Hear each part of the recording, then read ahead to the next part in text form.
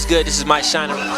It's your boy Bobby Shmurdy. What up, y'all? It's Sebastian Michael. What's up? It's your girl Jasmine Sullivan. Hey, what up? It's your girl Tinashe. Yeah, so we're Nico and Vince. It's your boy Avery Wilson. This is Bridget Kelly. And this is Brandy, and you're checking out Music Exclusives TV. Don't go anywhere. Hello. You are watching Music Exclusives TV.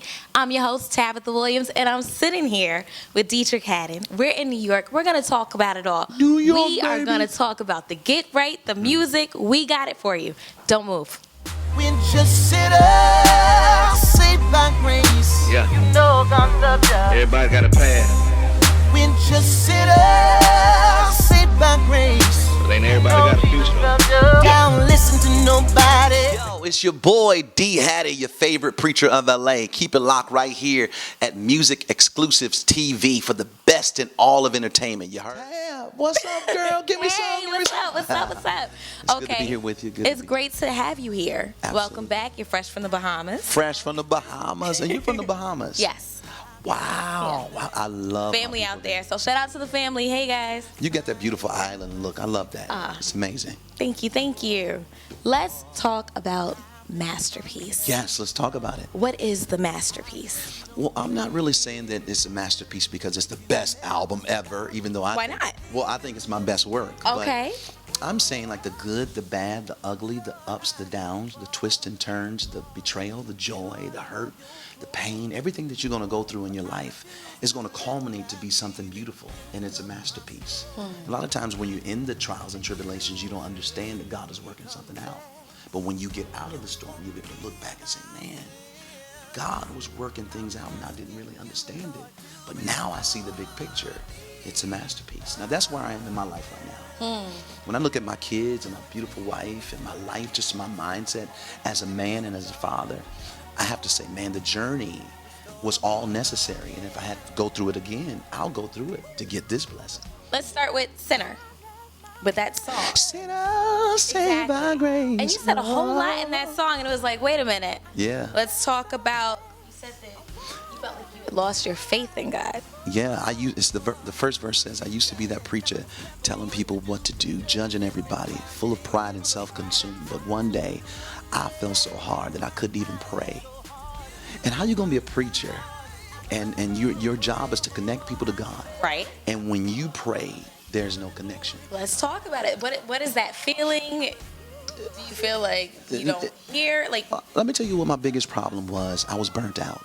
I lost steam. You know, you can run out of steam, you just run out of gas. Right. And sometimes when there's certain storms that can come your way that will hit you hard and it can knock the wind out of you. You ever had somebody hit you when you were young? right. And like that moment. You like need a moment to recover. right. You're like, wait a minute, what was that? I got you. I had one of those. Okay. Just knocked the wind out of me, and I just didn't want to do it anymore. I was crazy enough to go against God. I said, I'm not preaching for you no more. I'm not singing no more. I've been doing it since I was 10 years old. You let these things happen to me. You know, come on, man. Why you know? So I just kind of went over. So you felt like you were done wrong. Yeah, I'd done wrong, but I felt like, you know, God could have helped me through it. Right. You know, but there's some things you got to go through in order to develop. You know, you got to go through it. But see, what did you do? everything. You name it. I don't want to give all my people out there that want to run with stuff, but listen. You name it, I did it. Now, you know, I've never been one really who drank, you know, but I found myself drunk on the floor of a club. So it was a prodigal son moment. I found myself doing all kinds of stuff. The Preacher, the Mr. Well Done, the Mr. Sinner's Prayer, all these hit songs I had. But I went through that storm. It was a season in my life where I just didn't want to do it anymore. And so that was my way of saying, God, take this, take that, you know. Right. But that's crazy. Like you can't. So how did you maneuver and find your way back? What was that moment, that breaking moment where it was like, what am I doing? Well, when I found out that my daughter was coming, when my girlfriend found out my girlfriend was pregnant. Okay. And it just gave me hope, you know, because I knew when my child would come, my child wouldn't judge me. My child was going to look at me and say, Daddy, you know, and my children right now, they don't judge me. They don't know anything about me. You're just dad and you're great. right. They know I just take care of them. And it just gave me hope, you know.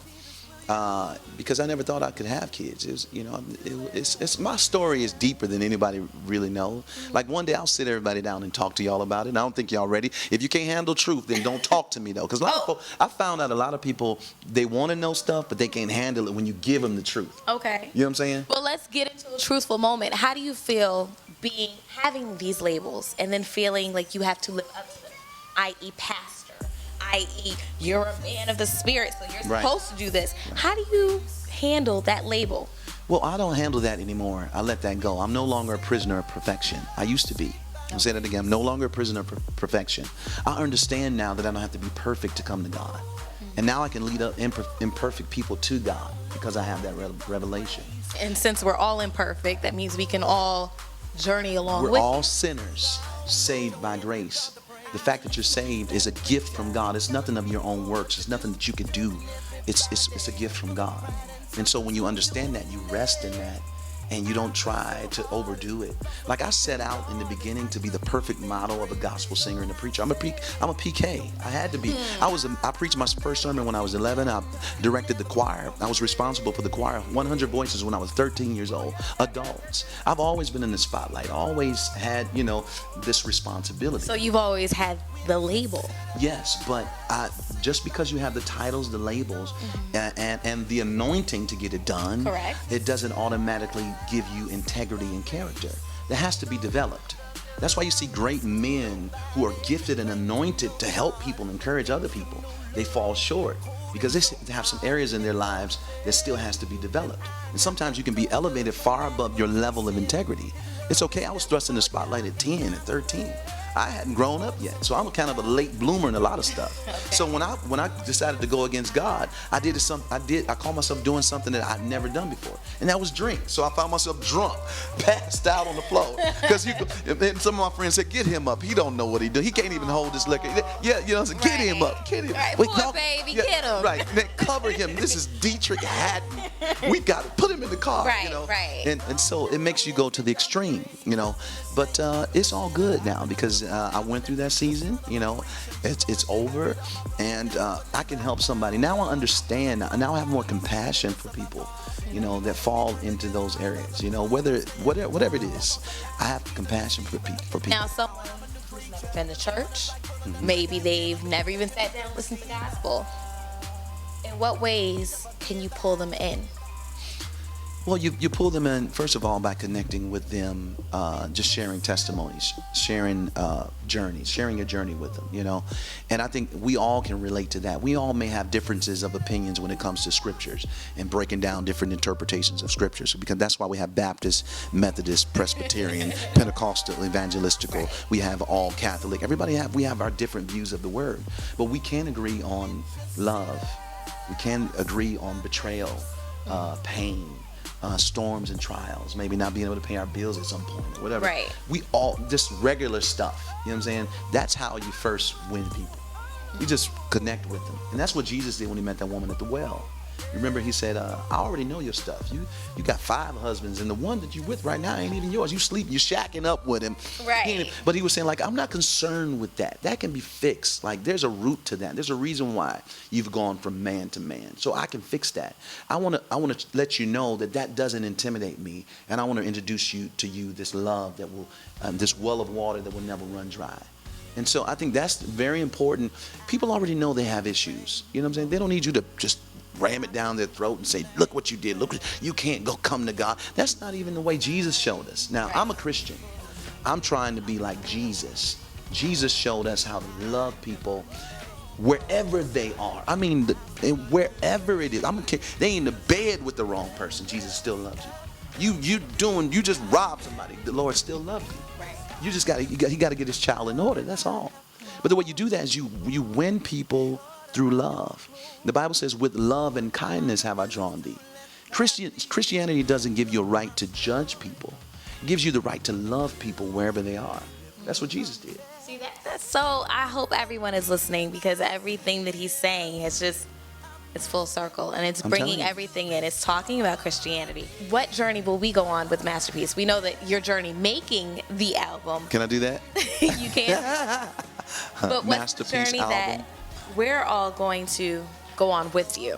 Well, I recorded like 50 songs, literally. Oh, wow. And we had to narrow it down to How did you do that? 14 songs, and I let the label chime in, my management company chime in, and we kind of picked the songs according to the theme of the record. So I talked about that space and time when I was running from God and fighting God and drinking and doing everything else. There's a song called Running that speaks to that season of my life. Okay. You know what I'm saying? There's a part in the songs that says, even though you got money like Mayweather Floyd, you can't box with God, I'm telling you, boy. You know, things like that. You know, I see you smoking that loud, I know that you're high. And you getting dressed to go clubbing all night. But God's hand is still on your life. How long will you run? How long will you fight? So what I'm talking about, what I've collected in my life through my storms and trials and tribulations, my journey, I kind of put it in here. You're also talking to this generation. Absolutely. Absolutely. This isn't the traditional gospel form. No this way. This is modern. It's But in 20 years from now, this will be traditional. So we have to keep progressing, you know. But this here, this is gone. If people really get into this, like the rhythms, the music, the melodies, this is going to change the game. This is an amazing project, and I'm not just saying it. I'm a student of music. I'm a student of the gospel. I listen to all of it, you know. And there's something special about this project. Even there's a song here that is called Under Control. And I'm talking about what happened in Baltimore, Ferguson. I even shout out Ferguson, shout out Charleston, South Carolina. I shout out all the different situations that's going on. And I'm telling people, even with the police brutality and all the things that's happening, I'm saying God has it all under control. He's the king of the jungle, you know, so you can't get all messed up over it. Because God has a plan. Sometimes God allows us to go through things so that we can fix some things. Some things have to come to a head in order for us to see that there is still some corruption there, right, in order for us to get you the solution, you know. So that song is Under Control. There's a song called Restore Me Again that people are really gravitating to. And this speaks of that season I was in also. But I was at a place where I wanted to be restored again. You know, I was like, okay, I did all the drinking. I was at clubs and doing everything else. I did it all. And it was a point where I was like, I'm ready to say yes again. I want to be what you call me to be. I want to be the preacher, the singer that you really designed for me to be since I was a kid. Would you take me back? And the lyrics that came out of my heart was, restore me again. I said, Lord, I've been unthankful. I've been ungrateful, yet you still find mercy for me. This song is designed to really help people make that connection to God again when they get to the place where they're ready to say yes, you know. And I know everybody's not there, you know, because I remember being in a place where I wasn't there. But when I got to that place, this is what flowed out of me, you know. This song right here, I said, Lord, I've fallen short of your glory, but I refuse to let that be the end of my story. You said if we confess, you forgive our sins. I'm asking you, Lord, to restore me again. And so, you know, I wanted to write a song that will help people make that connection when they're ready, you know. I don't know. A lot of people think that I got backlash from the show for some reason. I don't know why, but this show has been a major blessing to me. I'm one of the executive producers, so it's been a great blessing to me financially. It also allowed me to witness to people who would normally step foot in the four walls of a church. I mean, when you have people who don't believe what you believe, I get people all day, man, I'm atheist, man, but I watch your show just to see what you're gonna say, man. I connect with you on so many levels. You know, when I get that, like, that's everything. So to you me. feel like it's reaching people. Yeah, I give that no energy, actually. I used to at the very beginning, but I realized, okay, you know what? I got to do me. You know, this is what God has called me to do. And everybody's not going to understand everything that you do. You know what I'm saying? Everybody's not going to like everything that you do. If you think that everybody likes everything that you do, you're completely wrong. No way, man. No way. It's me. I believe in it. I believe that people are ready for transparency. I think people need to know the other side of ministry, that your pastor's not running around quoting scriptures all day. I could do that. I know my Bible. I can right now run off 1,000 scriptures right now. But you need to know that's not what we do. You know what I'm saying? We have feelings, emotions. We go through the same things that anybody else go through. You got uncles on crack, got folks stealing. I mean, we're real human beings with real issues, you know? And so we're just men that's trying to obey a divine call. And you're going to fall short, you know? Are you guys filming? No, we've been on a break, We've been on a break, and thank you, Jesus, we're on this break. because we needed the break. When will you film? Will there be a men's get-together where everybody shows up? I don't know. Ron called me the other day. We stay in touch. I stay in touch with Bishop Noel Jones. Wayne is like my buddy, like for real, for real. Ron Gibson, we're cool. He called me the other day. Everybody's cool.